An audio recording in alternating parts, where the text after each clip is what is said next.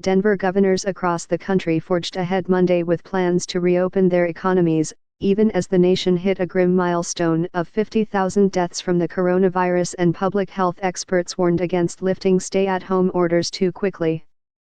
Numerous states, including some of the largest, began the process of lifting shelter orders in what could be a pivotal stage in the U.S. response to the pandemic.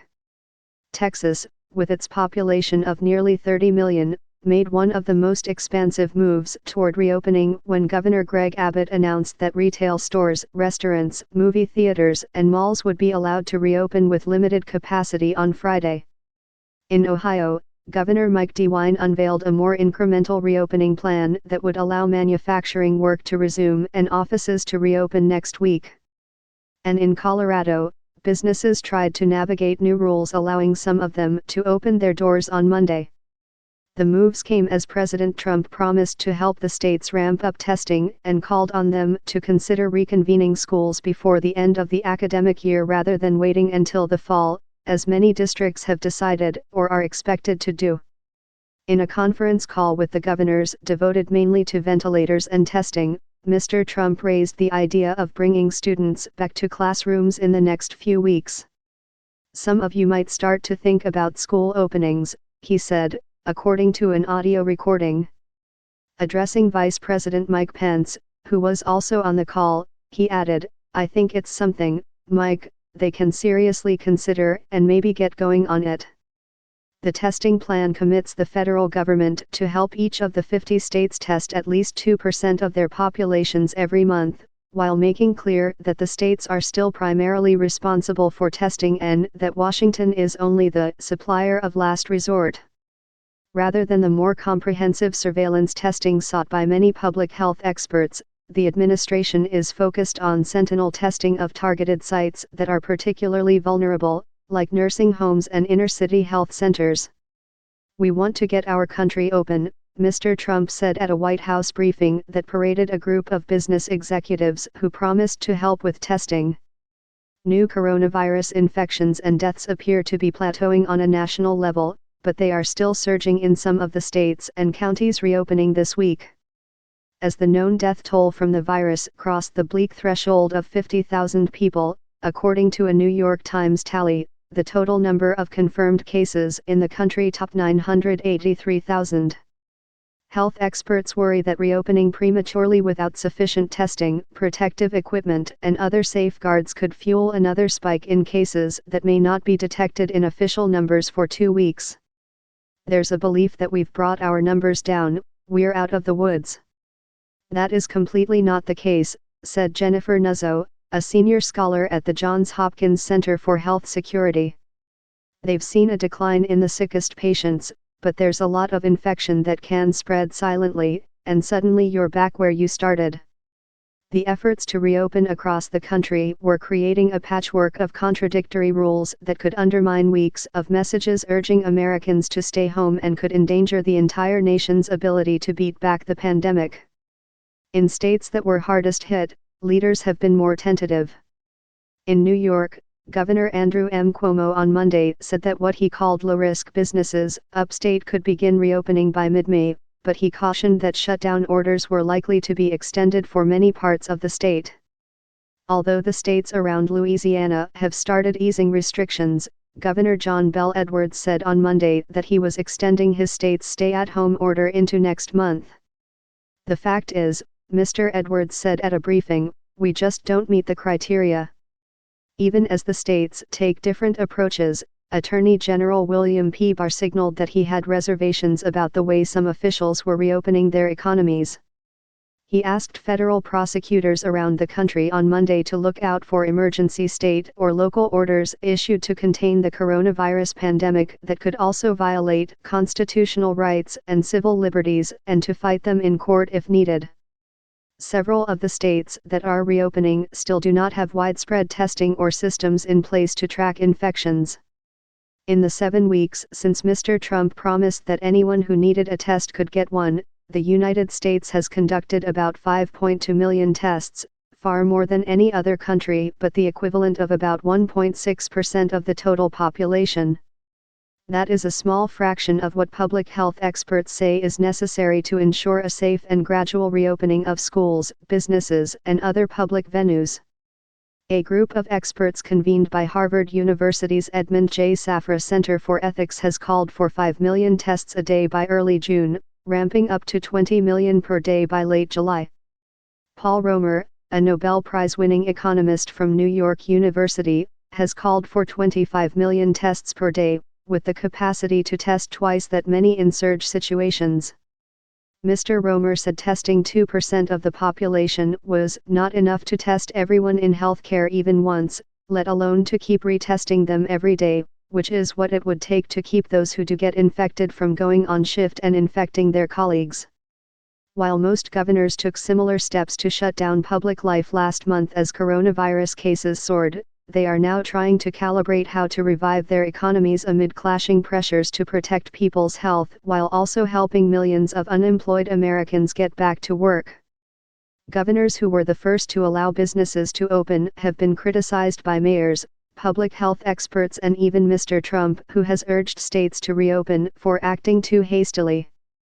Mr. Abbott had previously lifted some restrictions, including on retail shopping and state parks. But his announcement on Monday brought his state to the brink of a complete reopening.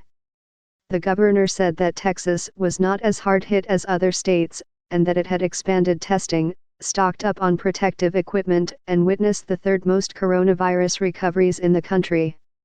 Mr. Abbott said that as a result, he was letting the stay-at-home mandate end, a move that gave Texas one of the shortest such orders in the country. Mr. Abbott had issued the order far later than the governors in California, New York, and other large states. The Texas mandate will have been in effect for 28 days when it expires on Thursday.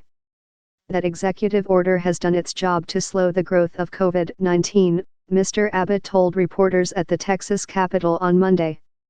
On Monday, states that were beginning to reopen faced an uneasy balance as lunch patrons at Tennessee diners and shaggy-haired barbershop customers in Colorado greeted the resumption of normal life with a mix of relief and wariness. Dine-in restaurant service resumed across much of Tennessee even as the state reported 250 new cases on Monday, a day after its largest one-day spike in infections. Under a plan laid out by Governor Bill Lee, restaurants outside of Tennessee's largest cities are now allowed to serve dine-in customers with half of their usual capacity and with no more than 6 people per table. Employees and customers should also be screened for signs of sickness, according to the plan. Bars are not allowed to reopen, live music performances are also forbidden. Andy Marshall opened 4 of his 9 restaurants on Monday, drawing a modest but steady crowd for lunch at his Puckett's grocery locations, where they serve Southern staples. "I figure things are going to be slow for a while," he said, "and we're going to have to get patient." But health experts warned that the virus does not care about state and city borders, and they worried that people in places with tighter rules would simply wander out to eat or shop in less regulated places and return home, potentially spreading the virus. If you want a hamburger on a Friday night and your favorite restaurant is closed in Nashville or Memphis, you're probably going to drive 20 minutes down the road, said Dr. Aaron Millstone, a pulmonary specialist in Franklin, Tennessee, who led efforts to convince the governor to issue a stay-at-home order. In Colorado, real estate showings were allowed to restart on Monday as the governor's stay-at-home order expired, and pet owners were able to take their dogs and cats to the vet for non-emergency operations. At the same time, Denver and many surrounding suburbs decided to extend their closure orders through the first week of May, leaving most businesses closed. Many business owners said they were uncertain about the new rules, and were trying to make sense of a cacophony of messages from President Trump, governors, county commissioners, and mayors. "I couldn't sleep last night because I was so confused," Jose O'Regal, who owns a barbershop in Greeley, Colorado, said on Monday morning, an hour before he was expecting some of his first customers, who will now get haircuts from barbers in face masks and gloves. Local health leaders in Mr. O'Regal's corner of northern Colorado, a conservative hub of ranching and oil drilling, had urged county leaders not to reopen amid a surge of coronavirus cases tied to a meatpacking plant and other hot spots. But county leaders said businesses had a right to open, and Mr. O'Regan, who has bills to pay, decided it was worth the risk. "It's hard," said Bob Smith, 60, who opened Continuum Coffee on Monday for takeout only. He said he did not anticipate that tables of lingering latte drinkers would be back anytime soon. You hear one government office saying, "You're good," and another saying, "No, you're not." I don't know. Florida and Arizona have stay-at-home orders due to expire on Thursday, but the governors of both states have been vague about their plans. Governor Ron DeSantis said that while he had discussed how to reopen with other southern states, Florida was so big and diverse that it required its own rules. "I have 5 states in one, pretty much, here already," Mr. DeSantis said on Monday at a news conference. "This is a bottom-up deal beginning with cities and counties." In Arizona, Governor Doug Ducey has signaled that he will follow reopening guidelines provided to governors from the White House. Mr. Ducey has faced intense pressure to reopen parts of Arizona's economy as conservative protesters, many holding military-style rifles, have swarmed the state capitol to demand an easing of distancing measures. While public health experts warn that many states still have vulnerable health systems and are not doing enough testing, some governors have said they can reopen because of new temporary hospital beds, fewer hospitalized patients, and a slowly growing testing capacity. In Ohio, Governor DeWine said that the state should be able to triple the amount of testing by the end of May, to 22,000 tests per day from 7,200, and that volunteers were being trained to trace contacts for coronavirus cases. Mr. DeWine was the first governor to shut down schools statewide and has taken among the most aggressive approaches, but he said there was a growing risk to the economy if Ohio did not start reopening. "I think we found the spot that is most likely to cause less damage, more likely to cause good," Mr. DeWine said. "But it is a risk, and I fully understand the risk." With states not bound by any unified national plan, the different timelines for reopening have created a gulf between those hustling to reopen restaurants, movie theaters, and tattoo parlors, and New York and California, which are moving more slowly and cautiously toward reopening. Governors in Hawaii, New Mexico, and Louisiana have all extended their state's stay-at-home orders.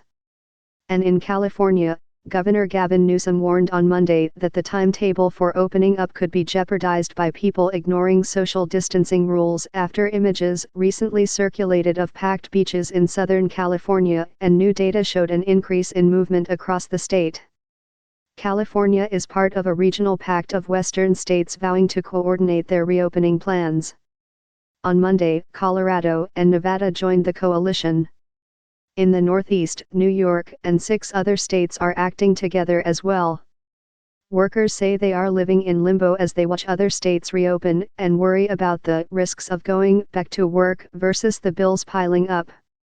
In Nevada, where the stay-at-home order expires on Thursday, Deidre Young feels torn.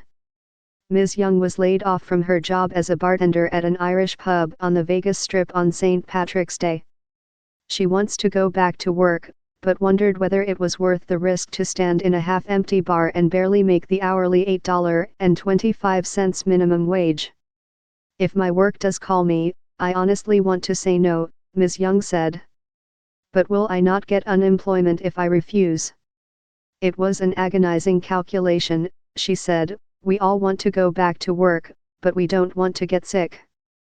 Jack Healy reported from Denver, Manny Fernandez from Houston and Peter Baker from Washington.